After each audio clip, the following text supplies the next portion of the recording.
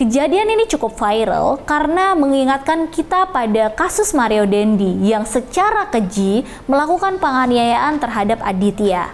Kali ini pelakunya juga merupakan anak seorang pejabat, yaitu Edward Tanur. Dia adalah anggota DPR RI Komisi 4 dari Provinsi Nusa Tenggara Timur. Gregorius Ronald Tanur atau Ronald menghilangkan nyawa kekasihnya sendiri, Dini Sera Afriani atau Dini, di sebuah tempat hiburan malam dengan cara yang sangat keji. Thank you banyak udah nonton video dari channel YouTube Dosen Hukum. Di sini aku akan ngebahas soal kasus dan isu-isu terbaru yang terjadi di Indonesia serta aturan-aturan hukum yang berlaku. Jadi jangan lupa untuk like, comment, subscribe, dan turn notification on.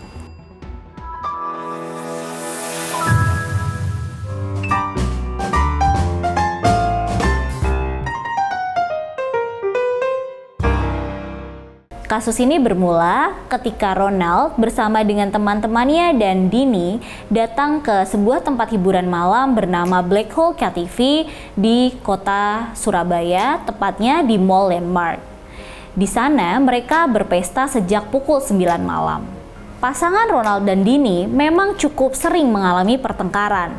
Di akun sosial medianya, Dini cukup sering mengupload kegalauan-kegalauannya tentang hubungan percintaannya dengan Ronald yang baru berjalan 5 bulan atau dimulai pada bulan Mei 2023. Di situ, dia bahkan sempat mengupload sesuatu yang bunyinya kira-kira adalah ceweknya mati-matian jaga perasaan buat cowoknya, tapi cowoknya mati-matian buat matiin ceweknya.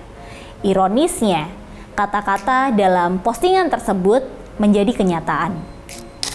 Di tempat hiburan tersebut, ketika Ronald dan Dini masih bersama dengan teman-temannya, mereka berdua mulai cekcok. Kemungkinan alasan cekcok ini disebabkan karena adanya orang ketiga dalam hubungan mereka. Namun motifnya masih didalami.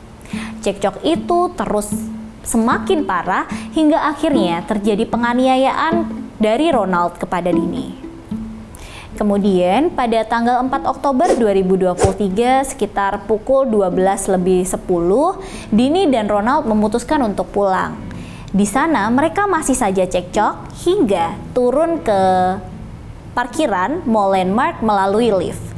Di lift tersebut terjadilah penganiayaan kepada Dini, yang mana Ronald melakukan tendangan kepada paha Dini dan pemukulan dengan menggunakan botol alkohol berjenis tequila. Botol tersebut sangat keras dan juga berbahan dari kaca. Setelah pintu lift terbuka, Dini sempat melakukan chat dengan temannya, dan dalam chat tersebut Dini menyampaikan bahwa dia sedang cekcok dengan Ronald. Namun kemudian Ronald memutuskan untuk kembali ke Black Hole KTV dan di sana dia menemui security. Ronald meminta untuk diberikan akses terhadap CCTV dari security. Namun security tersebut menyampaikan bahwa yang memiliki akses terhadap CCTV adalah Landmark Mall dan bukannya Black Hole KTV, karena CCTV adalah bagian dari fasilitas yang diberikan oleh mall tersebut. Sampai sini, menurut kalian, apa tujuan dari Ronald meminta CCTV tersebut? Apakah ada hubungannya dengan upaya untuk menghilangkan barang bukti? Silakan komen ya. Akhirnya, Ronald yang kesal turun dari lift dan langsung menuju ke mobil. Dini saat itu menunggu dengan bersandar di sebelah sisi kiri mobil. Ronald masuk dan langsung menyalakan mobilnya. Ronald kemudian menyalakan mobil dan menjalankan mobil berbelok ke sisi kanan. Apa yang dilakukan Ronald menyebabkan Dini terjatuh dan kemudian terlindas oleh mobil Ronald. Ronald menyeret Dini hingga 5 meter. Menurut kalian, mungkin gak sih seseorang tidak tahu bahwa dia sedang melindas orang lain dengan mobil dan bahkan menyeret sejauh 5 meter? Please komen ya. Karena Dini sempat berteriak, akhirnya semua menjadi ramai. 3 orang security datang untuk melihat apa yang sedang terjadi. Kemudian security tersebut melihat Ronald turun dari mobil dan Ronald justru mengatakan bahwa dia tidak tahu apa yang sedang terjadi saat itu. Dia tidak tahu kenapa ada perempuan yang tertidur di depannya. Dia mengatakan bahwa perempuan itu menghalangi jalannya menuju keluar. Dia mengeluarkan handphonenya, sibuk memvideokan apa yang sedang terjadi sambil tertawa-tawa. Di sanalah Dini yang tidak berdaya dibiarkan tergeletak begitu saja oleh Ronald. Aku yakin banget kalian pasti pernah lihat videonya minimal sekali, dan aku yakin itu kalian pasti emosi banget ngeliatnya. Bahkan saat itu Ronald bermaksud untuk meninggalkan Dini begitu saja. Namun karena ditegur oleh para petugas, akhirnya Ronald terpaksa mengangkat Dini dan memasukkan Dini ke dalam bagasi mobil Innova miliknya, bukan ke kursi penumpang, seperti layaknya manusia biasa. Ini mobilnya Innova loh, punya 7-seater. Kenapa Dini dimasukkan ke dalam bagasi? Jujur aku nggak ngerti ya, kenapa petugas membiarkan seorang perempuan yang sedang tidak berdaya dimasukkan ke dalam bagasi. Aku nggak mau berspekulasi, tapi menurut kalian, kenapa petugas membiarkan itu terjadi? Nah, setelah itu, Dini dibawa Ronald ke apartemen Orchard miliknya. Ronald sesampainya di apartemen itu pukul 1:15. Ronald kemudian mengeluarkan Dini dari bagasi dan meletakkan Dini di kursi roda yang merupakan fasilitas dari apartemen. Pada saat itu, cukup banyak saksi mata yang melihat kejanggalan pada kondisi Dini. Ronald disebut-sebut sempat ingin membawa Dini naik ke unit apartemen miliknya. Meskipun pada saat itu security apartemen dan beberapa saksi mata menyarankan Ronald untuk segera membawa Dini ke rumah sakit. Namun, pada saat menunggu lift untuk menuju ke unit 3112 miliknya, Ronald melihat bahwa Dini ini sudah mulai kehilangan kesadaran, bahkan sudah tidak bernafas lagi. Disitulah baru Ronald merasa panik dan segera membawa Dini ke rumah sakit. Setibanya di Rumah Sakit National Hospital Surabaya pukul 2:32, Dini dinyatakan meninggal dunia. Itu ada rekaman CCTV di mana Ronald masih sempat senyum-senyum, padahal Dini dinyatakan meninggal dunia 30-45 menit sebelum sampai di rumah sakit. Menurut keterangan, Dini memiliki banyak sekali luka yang tidak wajar, mulai dari lebam, goresan, hingga lebam-lebam. Dalam keadaan seperti itu, Ronald kemudian menghubungi keluarga Dini dan menyampaikan bahwa Dini telah meninggal dunia disebabkan karena asam lambung. Usai dokter National Hospital menyatakan Dini tewas, National Hospital tidak bisa menerbitkan surat kematian karena status Dini adalah dead on arrival dan kondisi jenazah Dini juga penuh hal-hal janggal. Pihak rumah sakit kemudian meminta agar jenazah dirujuk saja ke RSUD Dr. Sutomo Surabaya, sehingga Ronald tidak diizinkan langsung membawa jenazah tersebut pulang. Di RSUD Dr. Sutomo, mayat Dini kemudian dimasukkan ke ruang otopsi. Dokter forensik yang piket melakukan visum luar terhadap mayat Dini dan didapati banyak sekali luka lebam. Di sini dokter mulai curiga karena Ronald menyatakan bahwa Dini itu tewas karena serangan jantung dan juga asam lambung. Dengan kebohongan tersebut, Ronald bermaksud untuk segera membawa jenazah Dini pulang. Namun ternyata ada SOP dalam mengurus surat kematian dan memulangkan jenazah. Untuk mengurus surat kematian, harus ada kronologi kematian yang jelas, serta keluarga harus bersedia untuk menandatangani surat untuk menolak otopsi. Demi menghindari jeratan hukum, Ronald kemudian membuat laporan ke Polsek Lekarsantri. Laporan palsu ini menyatakan kalau ada perempuan yang meninggal di apartemen Orchard Pakuan setelah asam lambungnya kambuh. Bahkan demi melancarkan dan mendukung keterangannya, dia sengaja membawa obat-obatan untuk lambung dan mengatakan bahwa itu adalah obat-obatan milik Dini. FYI, Kapolres Lekarsantri dicopot dari jabatannya setelah kasus ini menjadi atensi publik. Isunya karena Polsek Lekarsantri terlalu cepat menyimpulkan penyebab kematian Dini karena sakit. Padahal Dini tewas usai dianiaya oleh Ronald. Meskipun isu ini akhirnya telah dibantah oleh Kasih Humas Polrestabes Surabaya. Tim dokter forensik RSUD Dr. Sutomo, Dr. Reni Somulya kemudian membeberkan hasil otopsi jenazah dari Dini. Disitulah ditemukan begitu banyak luka yang dialami oleh Dini. Pada pemeriksaan luar, ditemukan luka memar pada kepala sisi belakang, kemudian pada leher kanan kiri, pada anggota gerak atas, pada dada bagian kanan dan tengah, pada perut kiri dan bawah, pada lutut kanan, pada tungkai kaki, dan kemudian pada paha serta punggung tangan. Sedangkan pada pemeriksaan dalam, ditemukan resapan darah pada otot leher atau lapisan kulit bagian leher kanan dan kiri, kemudian patah tulang disertai resapan darah pada tulang iga kedua sampai dengan kelima. Kemudian ada luka memar pada organ paru dan luka pada organ hati yang kemungkinan besar disebabkan karena lindasan mobil yang dilakukan oleh Ronald. Dini meninggal dunia di usia 29 tahun, meninggalkan keluarga, rekan-rekan, serta seorang anak yang baru berusia 12 tahun. Kasus ini masih dalam proses penyidikan, namun menurut aku, setidaknya ada 3 delik yang terkandung dalam kejadian ini. Yang pertama adalah adanya upaya penghilangan barang bukti berupa CCTV oleh Ronald. Yang kedua, adanya keterangan palsu tentang asam lambung ke Polsek, dan tentu saja penganiayaan yang menyebabkan Dini meregang nyawa.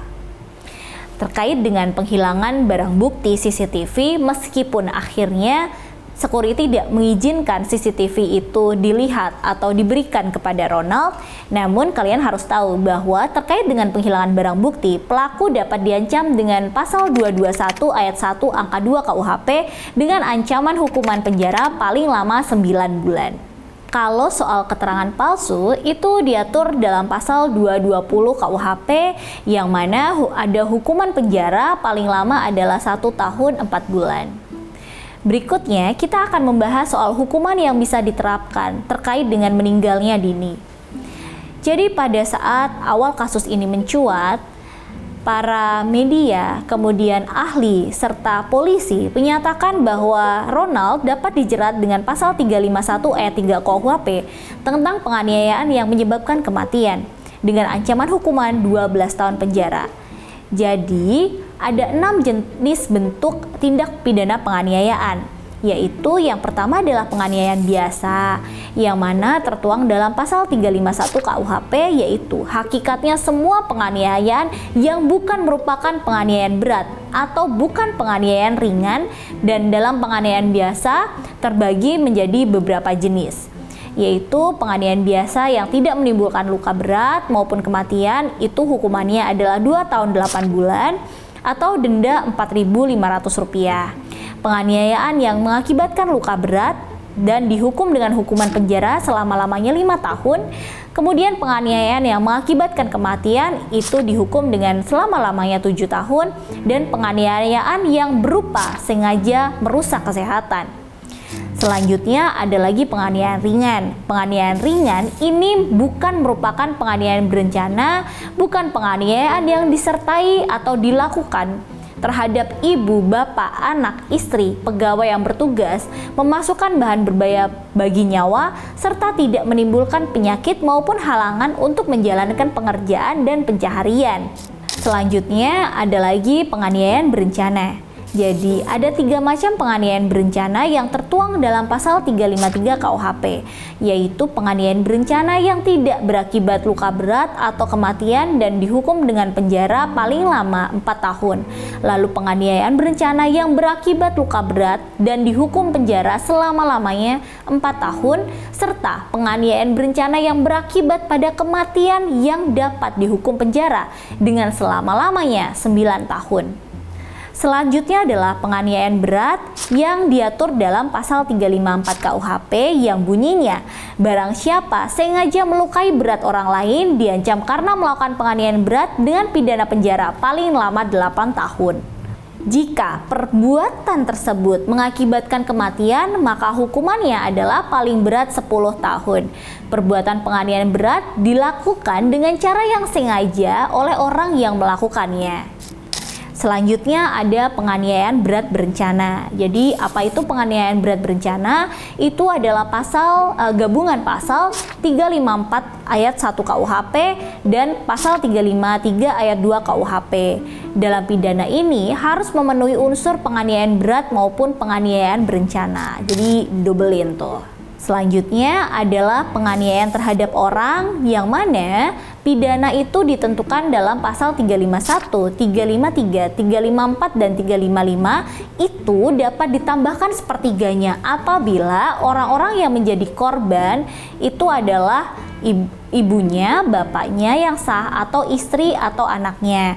Kemudian jika kejahatan itu dilakukan terhadap seorang pejabat yang sedang melakukan jabatannya atau menjalankan tugasnya yang sah, serta jika kejahatan itu dilakukan dengan memberikan bahan berbahaya bagi nyawa atau kesehatan yang bisa dimakan atau diminum. Dalam kasus ini, penegak hukum harus sangat jeli apakah memang Ronald ini konteksnya melakukan tindakan kepada korban untuk berniat membunuh korban atau sekedar menganiaya korban, di mana kematian korban tersebut bukan merupakan tujuan utama dari tindakan penganiayaan yang dilakukan oleh Ronald. Namun, apakah benar Ronald hanya melakukan penganiayaan yang mengakibatkan hilangnya nyawa Dini atau Ronald melakukan pembunuhan terhadap Dini? Sebenarnya pembunuhan dan penganiayaan yang menyebabkan hilangnya nyawa ini memiliki kesamaan yang sangat dekat, yang mana dua-duanya mengakibatkan kematian kepada korban. Namun, implikasi hukum dari dua tindakan ini sangat berbeda antara penganiayaan yang menyebabkan kematian dengan pembunuhan. Dalam pasal 338 KUHP tentang pembunuhan dinyatakan bahwa barang siapa dengan sengaja merampas nyawa orang lain diancam karena pembunuhan dengan pidana penjara paling lama 15 tahun. Saat ini proses penyidikan masih berjalan, tapi aku pengen ngajak kalian untuk menelaah lebih dalam. Kira-kira delik apa yang harusnya disangkakan kepada Ronald terkait dengan kematian dari Dini? Kalau misalnya pada saat itu Dini langsung meninggal setelah ditendang oleh Ronald, atau dia meninggal setelah dipukul kepalanya menggunakan botol tequila oleh Ronald, bisa jadi Dini meninggal karena penganiayaan. Namun, ada serangkaian kisah, ada serangkaian kejadian yang dilakukan oleh Ronald sampai akhirnya Dini meninggal setelah penganiayaan tersebut. Ronald tahu Dini bersandar di mobilnya, namun dia dengan sengaja melajukan mobilnya hingga menabrak Dini dan menyebabkan Dini terseret. Namun, Ronald baru berhenti 5 meter setelah dia melakukan itu. Nah, soal kenapa Ronald menghentikan mobilnya, ini ada beberapa versi. Versi 1 menyebutkan bahwa Ronald berhenti dan kemudian keluar dari mobil karena terpaksa security berteriak-teriak menyuruh dia berhenti. Namun versi lainnya menyatakan ya Ronald berhenti aja, kemudian keluar dan melihat apa yang terjadi pada Dini.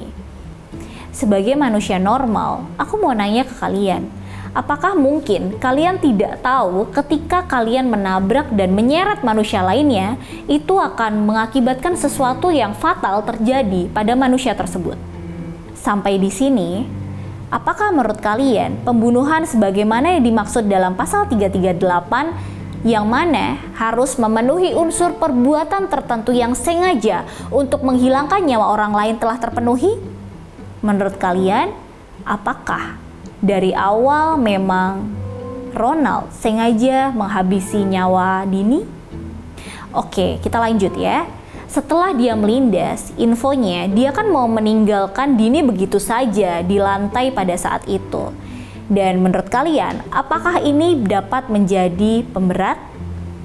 Kemudian, setelah diminta oleh para security untuk membawa Dini ke rumah sakit yang dilakukan oleh Ronald, memang membawa Dini, namun dia memasukkan Dini ke bagasi, yang mana mobilnya saat itu adalah Innova dengan 7-seater. Menurut kalian, apakah normal seorang manusia yang saat itu sedang kritis, sedang sakit, tidak berdaya dimasukkan ke dalam bagasi? Kira-kira menurut kalian apa alasan Ronald melakukan itu? Lalu, yang paling parah setelah semua hal buruk yang terjadi pada Dini, bukannya segera dibawa ke rumah sakit, Ronald justru membawa Dini pulang ke apartemennya. Kan perkiraannya Dini ini meninggal 30 sampai dengan 45 menit sebelum dia sampai ke rumah sakit. Nah, apakah seandainya apabila Ronald saat itu langsung membawa Dini ke rumah sakit, nyawa Dini akan tertolong? Nah, berdasarkan rangkaian kronologi tersebut, menurut kalian, apakah layak apabila Ronald dikenakan hukuman tentang pembunuhan yang ancaman hukumannya adalah 15 tahun penjara? Oke, mumpung lagi bahas tentang pembunuhan, sekalian ya, aku mau ngebahas tentang pembunuhan berencana. Jadi pembunuhan berencana itu diatur pada pasal 340 KUHP. Bunyinya, barang siapa dengan rencana lebih dahulu merampas nyawa orang lain diancam karena pembunuhan dengan rencana dengan pidana mati atau pidana penjara seumur hidup selama waktu tertentu, paling lama adalah 20 tahun. Pembunuhan berencana adalah suatu kejahatan yang sangat menyinggung asas-asas kemanusiaan yang adil dan beradab. Di dalam pembunuhan berencana terdapat 3 unsur kesengajaan. Dalam ilmu hukum pidana dibedakan dalam 3 bentuk kesengajaan. Yang pertama, kesengajaan sebagai tujuan. Yang kedua, kesengajaan sebagai kepastian. Dan yang ketiga adalah kesengajaan sebagai kemungkinan. Dalam pembunuhan berencana, menurut KUHP tidak boleh bertentangan dengan makna dari pasal 340 KUHP, yaitu pelaku dan orang yang dibunuh tidak boleh harus orang yang telah ditetapkan dalam perencanaan tersebut. Jadi gini, pelaku yang punya waktu untuk berpikir apakah pembunuhan itu akan diteruskan atau dibatalkan, sehingga pembunuhan berencana itu hanya dapat terjadi jika dilakukan dengan sengaja. Jadi pembunuhan berencana itu tidak mungkin terjadi karena kelalaian atau ketidaksengajaan. Makna berencana di dalam pembunuhan berencana adalah pembunuhan yang dilakukan dengan sebuah proses bagaimana cara pelaku mempersiapkan pembunuhan, alat atau sarana yang digunakan, tempat atau lokasi pembunuhan, waktu pelaksanaannya, atau cara pelaku pembunuhan berencana untuk menghilangkan jejak. Ancaman hukuman dalam pembunuhan berencana lebih berat daripada pembunuhan biasa.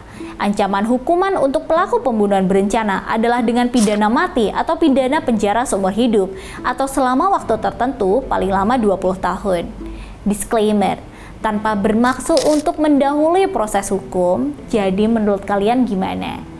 Penganiayaan berat yang mengakibatkan hilangnya nyawa, atau pembunuhan, atau bahkan pembunuhan berencana? Bingung kan?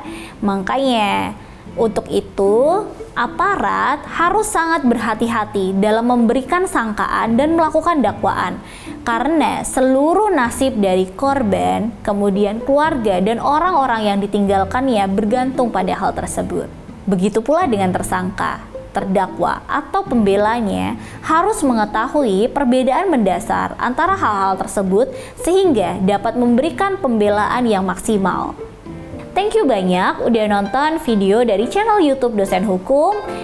Jangan lupa untuk like, comment, subscribe, dan turn notification on. Jadi kalau Dosen Hukum upload video baru, kamu langsung tahu.